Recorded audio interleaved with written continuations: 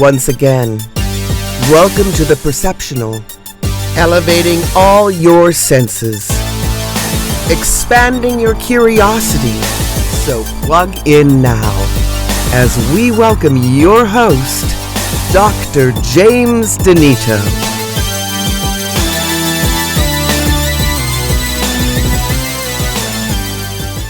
Welcome back, fans and friends, to another episode of The Perceptional. We are recording in the latter part of September 2024, and today's show is entitled World War III and Me, World War III and You, World War III and Us. It's a tough weekend in the world for war. Sometimes the media makes sure you know about this. And most of the times, you have to kind of seek out information as to threats. And this could be just as smart as looking over your shoulder in a parking lot, but we have to seek out information in the world to assess threat on a larger scale. We are in World War III, essentially, if you understand how wars are created, how there's never just one thing, even though we're told there's a moment. There is an incident, and it might be an assassination, it might be some attack on something, but we have excuses for war, and we have some very interesting insights today on world wars and any war and the endless wars that have plagued humanity. What is a world war? Let's define that.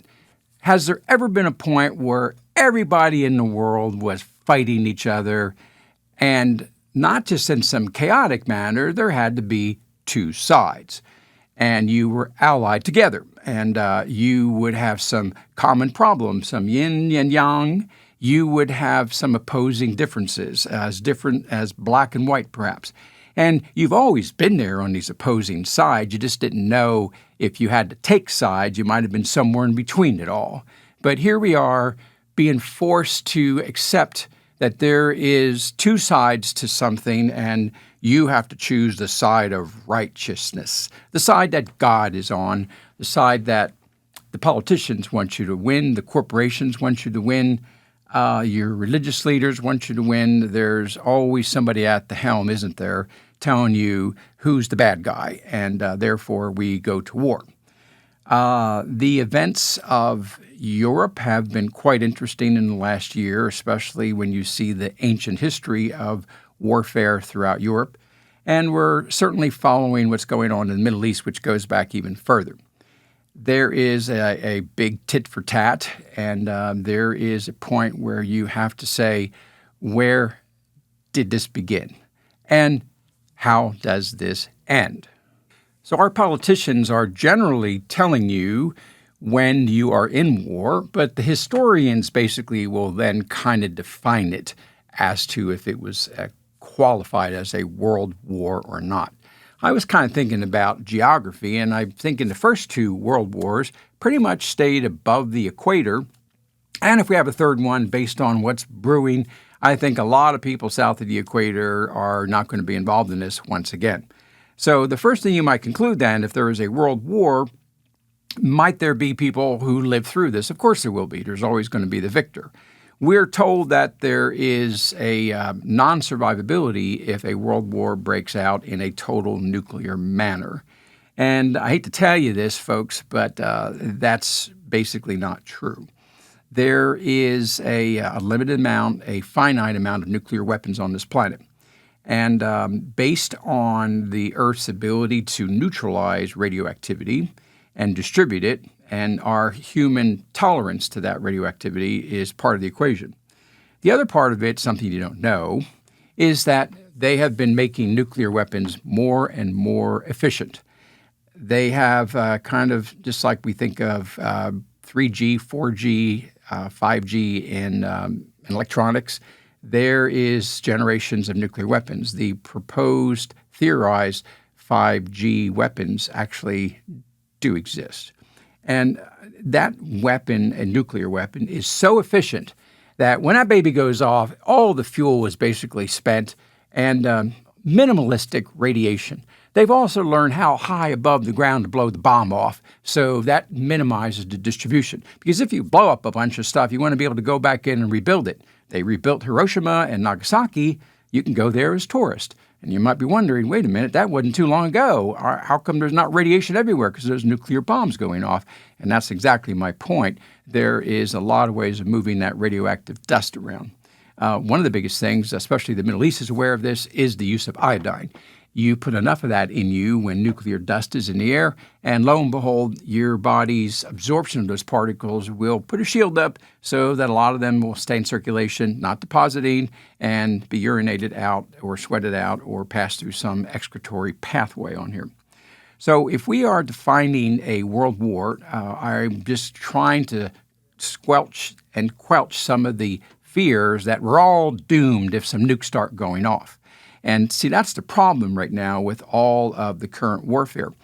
We've realized we can survive a limited nuclear war, tactical nukes as they're now called, and the real estate is even reusable in a fairly short period of time. So what we also can see is that it's only going to involve part of the planet, and there's going to be a lot of people who may not even know nukes are flying. So when you see Hollywood's version from space and you see bombs going off everywhere and the planet is just glowing red, we don't have that kind of firepower, even if we wanted to blow them all off at once. Now, Mother Nature can kick our butt worse than what we can do, and that has happened in the past numerous times, more so than perhaps humans killing each other off. And if we have been extinguished to a large degree, but look, we're still here, so we keep coming back. And that is the tenacity of the human spirit and maybe the human genetics as well. So war, what is it good for? There's a song about that, and the song says absolutely nothing. But oh no, war has lots of purposes. It calls the population. We would just be overpopulating this planet, according to some of our dear leaders, if we didn't have warfare. Disease does even a better job of that, and so they started a war with microbes, and more of those are going to be in our future. Unfortunately, maybe it's a more acceptable way to have warfare against the growth of the human race. It is good for economies. There is a limited amount of jobs all of us humans can do, and the more efficient our technology gets, the more we tend to basically eliminate our jobs. So when we blow things up, we have to rebuild them, and that creates jobs. When we build things to defend ourselves and go blow things up, that creates jobs too. There is a benefit to the fear of common enemy. It brings your population together. If the language doesn't flux, if there is not a common culture, but they all fear a common enemy, you bring your people together. So leadership has used warfare a lot to control the population, make them dependent on you, and also make them more cohesive. So warfare has a number of benefits here, and some fascinating stories here about our nuclear weaponry being built up not to really kill each other, the Cold War as we called it, but to build up a defense against other things, extraterrestrial threats on this planet, Space Force, etc. That's the subject of some other experts on another podcast, but let's just say that if you think there is a balance on Earth between good and bad, and then you accept life out there in the universe, you got to realize there's probably some bad boys out there as well, and I hate to tell you, but there are. So we are capable of defending ourselves more and more against those threats as well.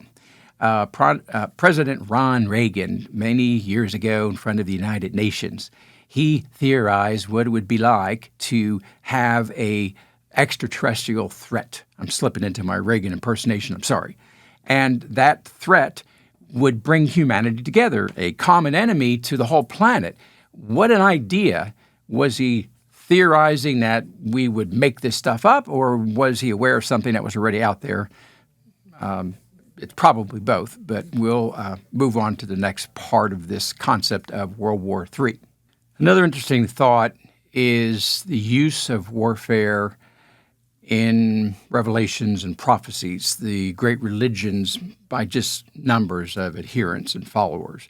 Judeo-Christianity, Islam, you're talking about half the population of the world. And both of those have ability to be warned of the future. And we can argue all day whether that time has come or not, but the commonality is it all ends by fire and war. There is no way to be peaceably fixing what we have and will become. So, of course, one of those tends to want to bring that on to get the rewards of the next life and the divine leadership that comes, and the other tends to want to prevent that and get more prepared in defending righteousness if that's the case. And then we built AI, and it's still growing, got a long way to go, but we're asking it some deep questions all the time, and one of those is, what would you do to preserve the human race, to make sure that we don't become extinct and you can't harm us along the way? But what is your conclusion? And we're seeing movies about this now. We're seeing various discussions. And basically, AI has no other solution but to kill off all the bad ones, unhealthy ones, evil ones, and have a select number of good humans, healthy specimens, and rebuild society with AI being the leader, building things for us, taking away our labor, governing us, policing us like an old RoboCop movie. The concept is horrifying. How could you possibly think that killing us all off, most of us, to save the human race is a good idea? Where did you get these ideas from? And you wonder where it came out of our subconscious that programmed these things, because it's in our religious doctrines. So there's bias, obviously, in there. Now, if you start thinking then of the conscious momentum of that there's no way out of where we are, this conflict amongst ourselves, except killing off most of the bad stuff, what are we to do when we have this revelation to ourselves that this may be inevitable? We're told, I tell people, to be warriors. There is an endless stress mechanism in us. It never stops. Don't let anybody fool you. Even when you're sleeping, your system has a stress mechanism at a cellular level, down at the trenches, so to speak, where the microbes are. We have, therefore, defined that as flight or fight. The fight says, tomorrow's going to be a better day. We're optimistic. We're looking forward to something. Let's fortify things, build a house, save some food, build some muscle. Anything that says, I want to go on and keep finding thriving things in life, enjoying things, rather than just surviving.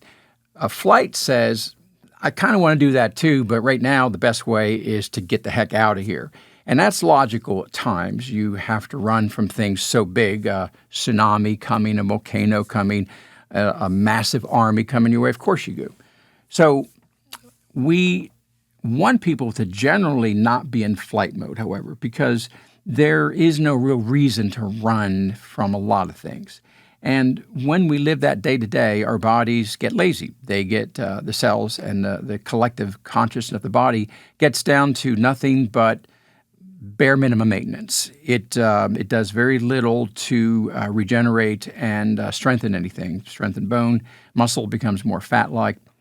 So the fight mechanism is generally preferred when we are consciously aware of it. But we're going to go deep here because we're going to go down to every little bitty cell in the body. We are made of trillions of cells. The number 40 trillion sounds good. It's ballpark. And each one of those cells has a consciousness to some degree. But every one of those cells, every daggone one of them, is purely defensive. There's nothing offensive about the individual cells in our body. You might put in perspective, well, there are cells out there that are offensive and they are threatening to us. They're microbes. We can define them as viruses, germs, whatever, parasites, or even single-celled organisms, not just worms. But if we have to defend ourselves against those cells, then now we're starting to realize something very interesting, that an offensive life form, a lifestyle, can start at one cell. And we, on the other hand, put all 40 trillion of them together, then we can become offensive to each other. Individually, the cells don't do that. We might say, wait a minute, Denito, what about cancer cells? They're offensive to us, and we have to defend ourselves against them, so they're not a microbe. But you know what? More than half of all cancers have been linked to an infection mechanism that throws the genetic trigger in there. And there is a genetic trigger thrown no matter what that is mutated by energy and chemicals. So it's an aberrant behavior, therefore, to have a cancer cell in the system. It's not the nature of things. So when you think about microbes outside of our body, then they start colonizing and building something, the threat becomes even more intelligent. It has the ability to anticipate things more and more, starts outsmarting our drugs and our defensive mechanisms. And therefore, we have to do things to help our cellular military, our soldiers, so to speak. It might be just keeping yourself warm enough in the weather, keeping yourself dry enough, getting enough sleep, putting defensive mechanisms in place like wearing a seatbelt. Whatever it is, in our diet even, grab some mineral-rich iodine, silver, certain spices and herbs. All of those are going to be passive aid to our immune system, to the defense of our system. Because without those extra helps, our individual cellular immunity just doesn't have it. It's too many of our energy resources to defend ourselves against everything, so the collective has to do better than that. So now I'm back to war, World War III, of course, which, again, I said I think we're in already. What makes humans suddenly, when we reach enough cellular consciousness, become offensive to other humans? We have something here that is deeply troubling because we can define what we're fighting over. So what are we fighting over? We're fighting over resources, right? Resources like water, food, space. There's all kinds of resources. But we have to trust our leaders, though, to make that decision that it's necessary, it's worth it for us, that the spoils of war will have the ability to stabilize us, at least for a while. So we have developed an excuse to be offensive to each other because there are threats coming from those people, and maybe it's because of their religious doctrine, or maybe it's because they're hungry, and maybe it's because there's no jobs over there, and these are realistic observations.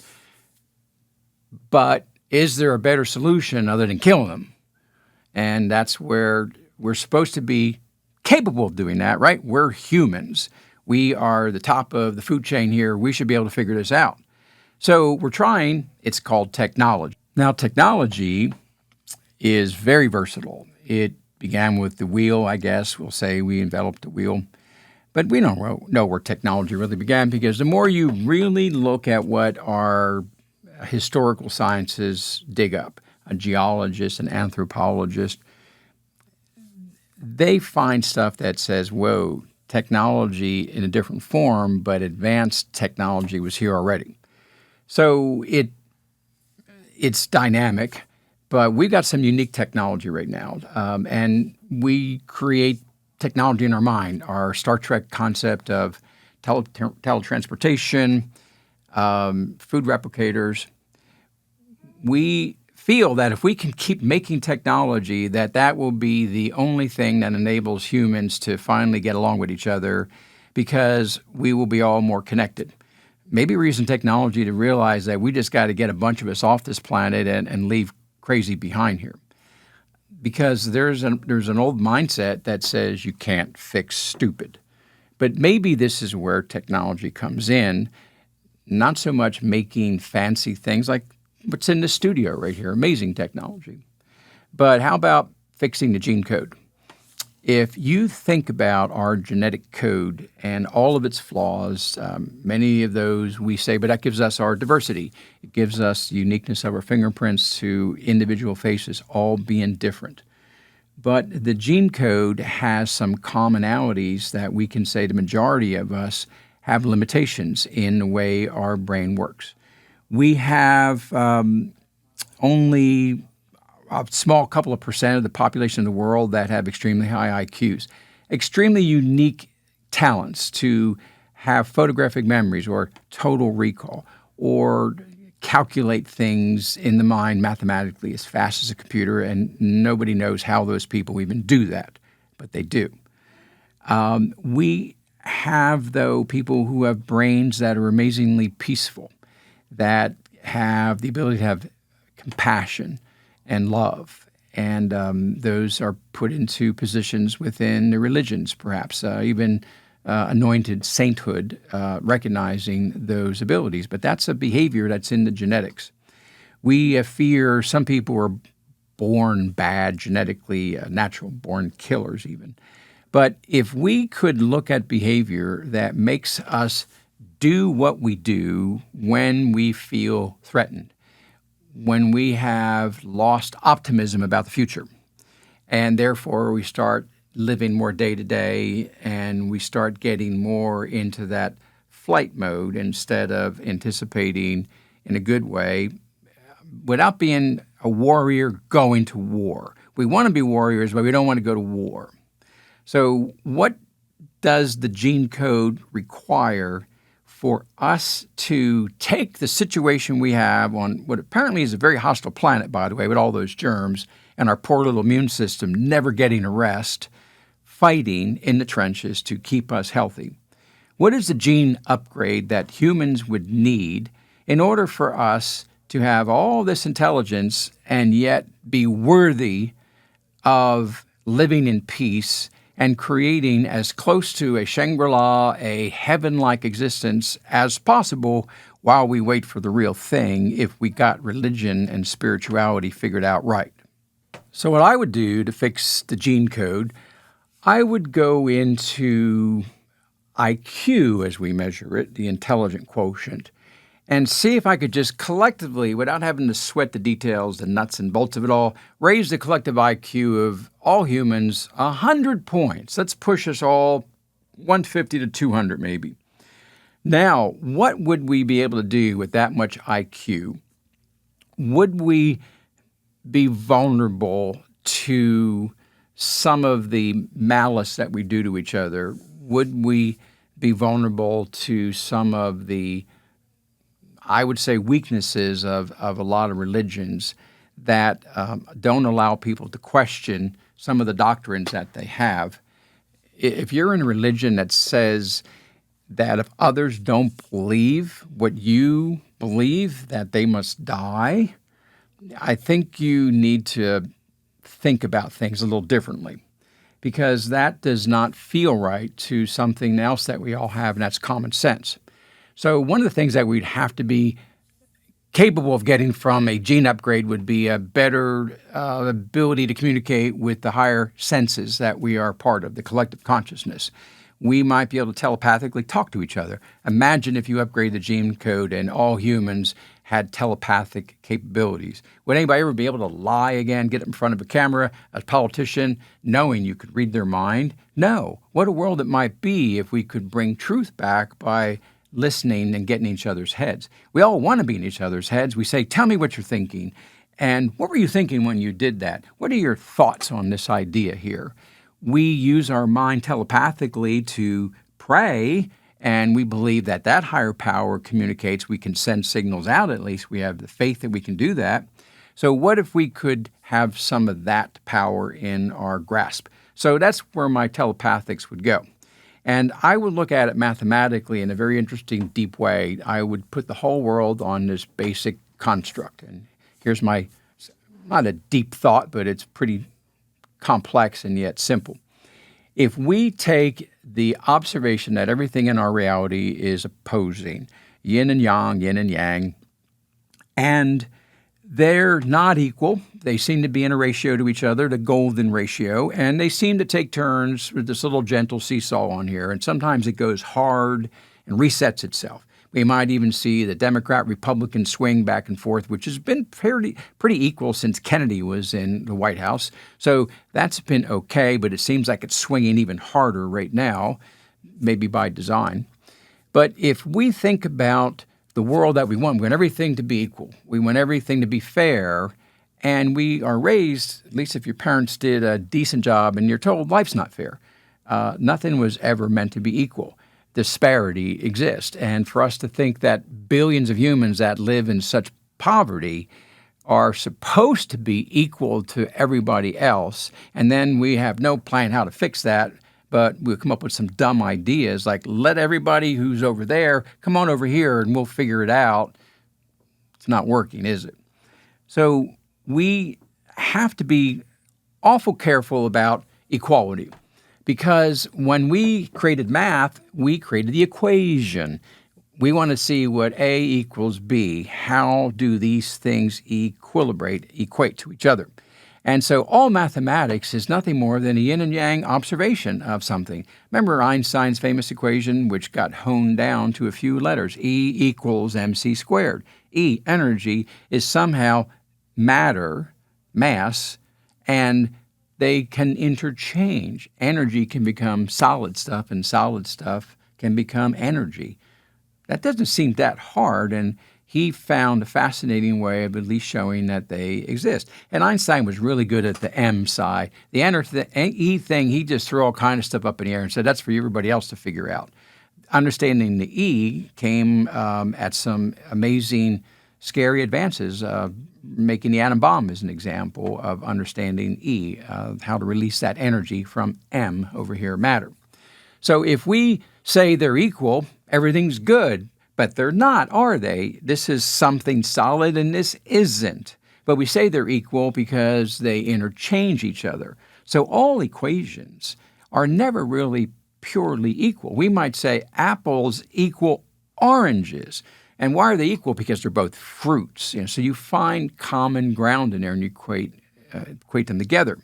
So now, if we want life to be fair, and you think about an equation of poverty and not, have-nots and the haves, and you want it all to be equal in some perfect thing, and you want to get rid of the natural bubble in the middle of these two extremes called the bell curve, you say, that's not right, I want to buck nature and do something different here.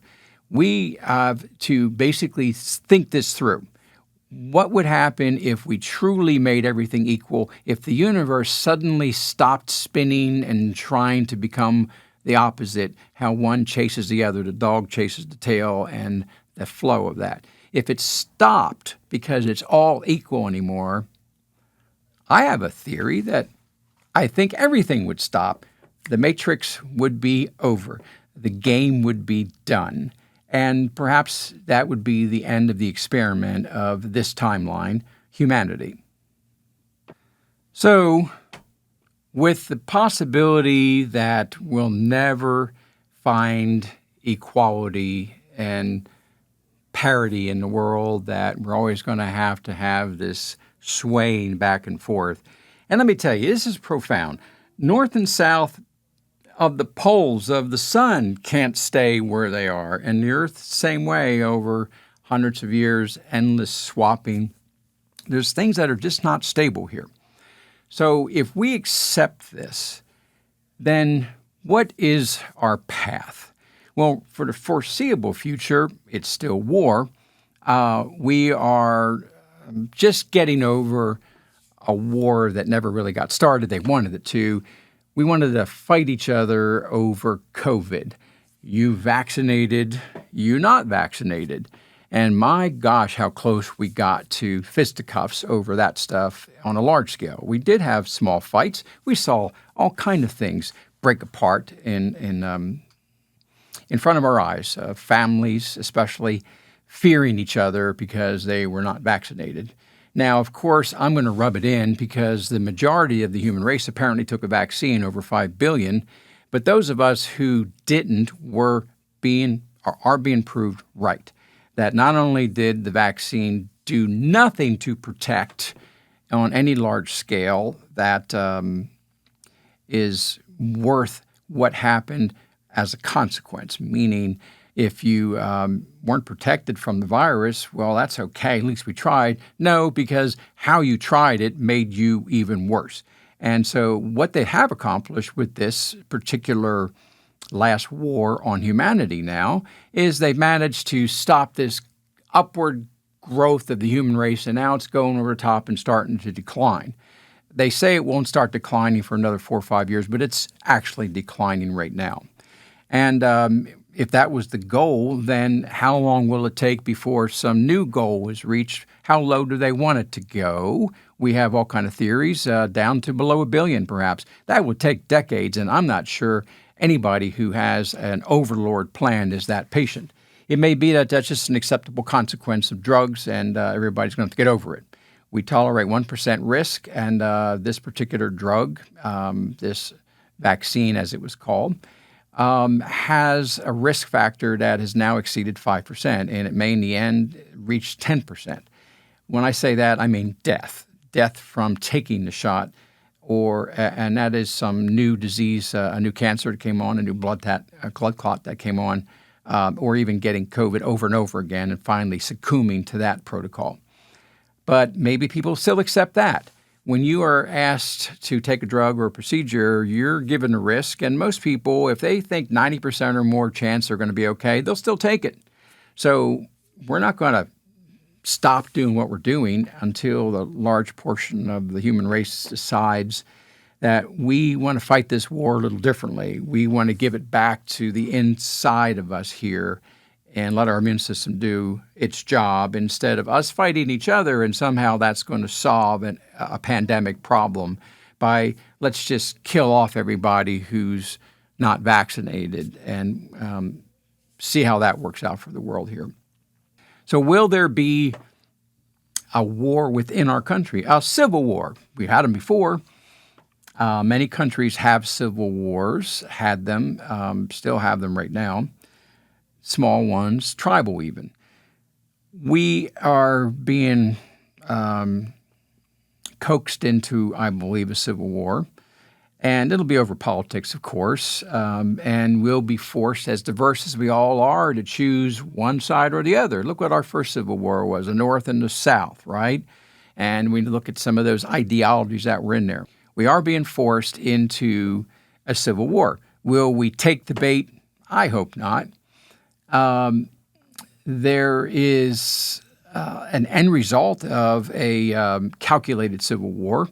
And maybe that end result is a good thing that somebody believes will happen if you go and have each other, each human, each American fighting each other until we reduce our population down to something different, not maybe less people, less white people, less this kind of person, that person, whatever it is, that's the goal.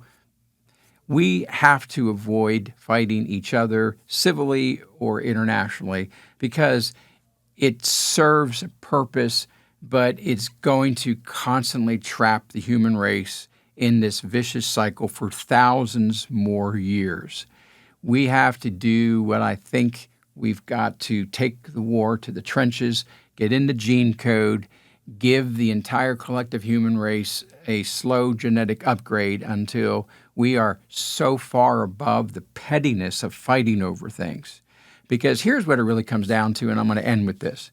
When your brain, your mind, your consciousness feels optimism and can be in that warrior, gentle warrior spirit, and it says, tomorrow's going to be a better day. I want more of the good things that happened today, tomorrow. When you're in that place, you are very selfless. You trust leadership, and you go about trying to have a more peaceful, relaxing day.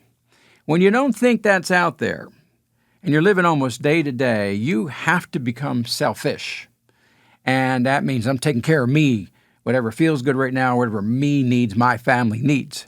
And we have created these selfishness things from entire countries now that we got to do what's best for us as Americans and or Ukrainians and or Taiwan or whatever it is that is the place right now, Israelis, to save us from them.